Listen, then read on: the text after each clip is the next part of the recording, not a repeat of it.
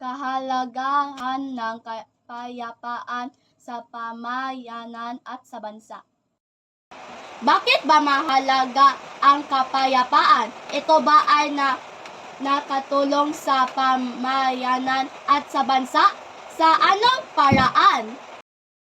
Ang kapayapaan ay pangunahing tungkulin ng bawat isa. Sa kapayapaan, may katahimikan at katiwasayan, walang gulo, away, at alitan. Ang kapayapaan ay mahalaga. Bakit? Ito ay karapatan ng bawat tao. Ito ay nagbibigay buhay at pag-asa sa bayan. Upang maayos at tahimik ang buhay ng mga tao para sa ikabubuti ng bansa.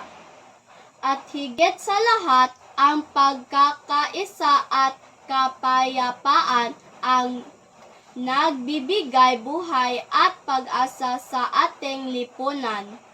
Maraming salamat!